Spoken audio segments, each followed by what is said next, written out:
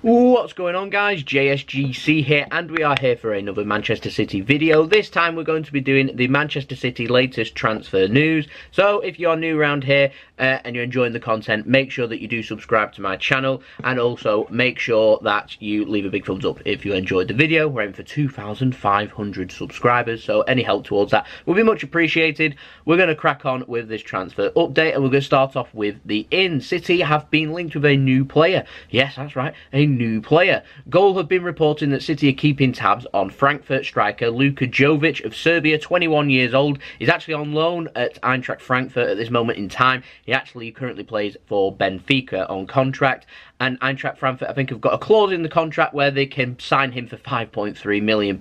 I think he's the current Bundesliga top goal scorer, which is unbelievable, and apparently they want to sign him and then sell him for a lot of profit. Listen to this, looking for around £52 million. Sign him for £5 million, sell him for £52 million. That's £47 million profit. The Bundesliga and Germany for you. Now, Barcelona apparently are confident of negotiating a deal of around £40 million. This is where the interest from Manchester City's come from, because with a player coming available for around £40 million, and Manchester City may well be keeping tabs on him.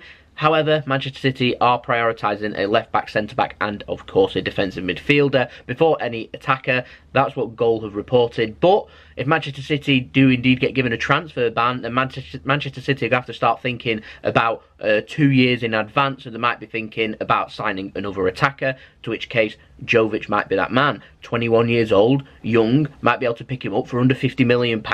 Watch this space is what I say. Pep has confirmed he wants to sign 3 to 4 signings in the summer, which is contradicting to what he said just a couple of weeks ago, saying that he wanted 1 to 2 players. I presume this might be because Man City might be facing a transfer ban very soon, like Chelsea have with the signing of the young players. Apparently there's something irregular going on there, but apparently now Manchester City are looking at 3 to 4 players in the summer, which is good for me. It gives me more content. So we know that it's going to be a defensive midfielder, and Pep's highlighted that we need a left back too. Benjamin Mendy can't be relied upon. We've got Zinchenko playing there at the moment. However, that's not his most comfortable position, and as great as Zinchenko's done, it does beg the question that we do need a player that's played there all of their career. So we might be looking at a left back. Ben Chilwell's been tutored in that position. We've been looking at a right back too, possibly, or potentially. We might be looking to phase out Danilo. We might be looking to phase out Delph too in the summer. You never know. Apparently Wan-Bissaka of Crystal Palace has been linked, but he's getting linked with moves to Germany. So it'd be very interesting to see who we go for. Centre back we've been linked with. Ajax's Matthias de Ligt we've been linked with. An attacker possibly too. Watch this space. Keeps things very interesting with the transfer updates, doesn't it? So stay tuned for the next update. Maybe we might have more of an indication of what positions need filling. Now we're going to move on to the outs, and a little bit of a rumour had been floating around that Riyad Mahrez was getting linked with a move to Juventus in the summer. That was according to reports in The Sun. However, I don't see Manchester City selling Riyad Mahrez. I know there's a mixed opinion on Riyad Mahrez at Manchester City, but in my opinion, Manchester City aren't the type of team to sign a player for the record transfer fee to then let them go the season after. So I can imagine Riyad Mahrez has been given plenty more chances to see what he's made of, and I have every confidence that Riyad Mahrez was a wonderful player for Leicester, that he'll be able to replicate it with Manchester City. He just needs a run of games. However, he's been unlucky with the former Bernardo Silva. He's been unlucky with the former Raheem Sterling too. It's very difficult to replace them, but when given the opportunity, he needs to just take his opportunities, basically. He did it against Bournemouth, so more of that and he'll get more game time. It's as simple as that at Manchester City. Now we're going to move on to the contract. We've had plenty of news with the contract. As part of a new Puma deal with Manchester City, they want to put Kevin De Bruyne and Leroy Sane on new deals with the club and then sign them over with brand deals with Puma. They've already signed up Sergio Aguero, David Silva and Vincent Kompany. Vincent Kompany is close to signing a new 1-year extension, by the way, where we've just not had confirmation that that's been done just yet. We'll keep an eye on that, and I will announce it once it has been done. You'll be the first to know, so make sure you stay tuned for that one. But the deal's not done just yet, and we might be looking for more with Leroy Sane, Kevin De Bruyne, and also might be looking at other players, which I'm going to get on with in a moment. Now we're going to talk about Gundogan. Very interesting this.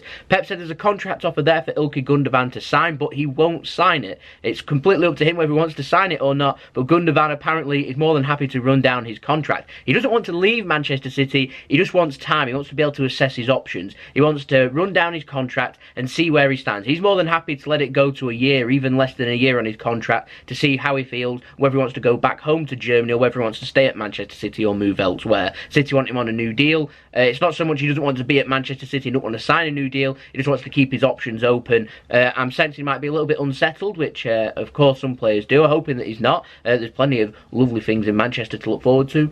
The weather just being one of them.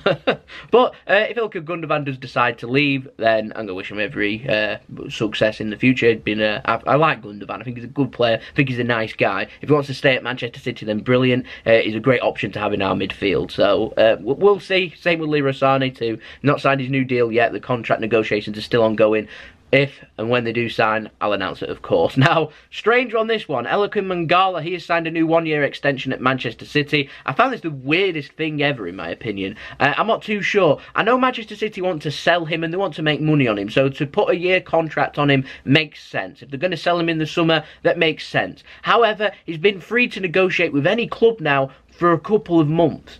And obviously there's not been a lot of interest there for him to have signed a new one-year deal at Manchester City. Why would he sign a new one-year deal at Manchester City if there's another team that's willing to sign him up and give him first-team opportunities?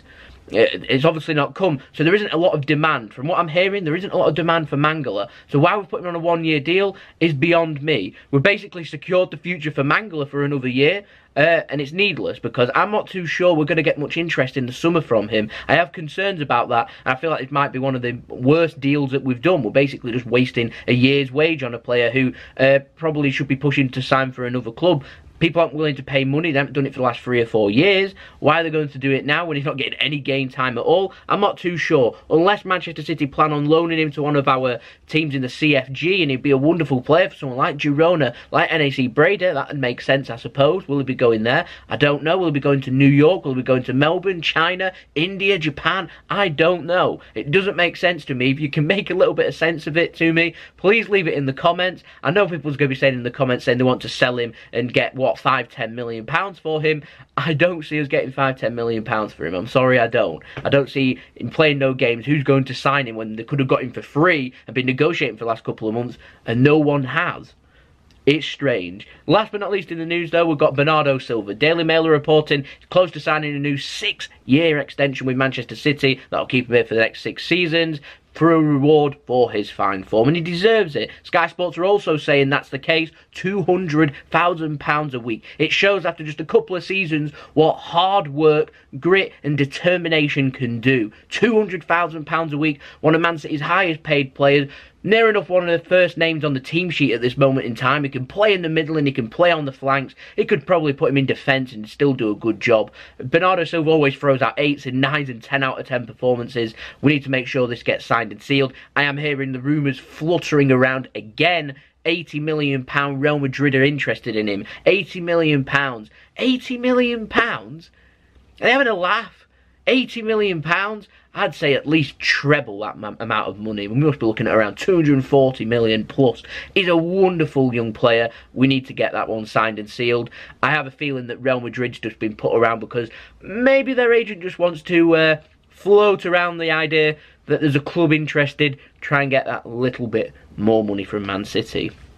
I'll keep an eye on that one though. Any news and I will be announcing it to you first, so make sure you stay tuned, subscribe and press the bell and put your push notifications on. So there we go, it's been the video. If you enjoyed the video, leave a thumbs up so I know you enjoyed the video. Let me know your thoughts of that Mangala signing a new deal and Bernardo Silva. What do you think? Let me know in the comments below and I'll interact with you in there. If you're interested, you can check out my social media links. They're in the description below, my Twitter and Instagram, if you want to go and follow me on there. Any help to raising my numbers on there will be much appreciated, and any help to raising my numbers on YouTube would also be greatly appreciated by me. Like I said, 2,500 subscribers we're aiming for, so make sure if you haven't already, you press the red button, press the bell, put your push notifications on, and I'll keep you in the loop with everything that is happening with Manchester City, previews, analysis, transfer videos, latest news, reactions, everything that there is to come with all that, vlogs too, so make sure you stay tuned for that one. So it's been JSGC. I hope you all have a wonderful rest of your day. Peace.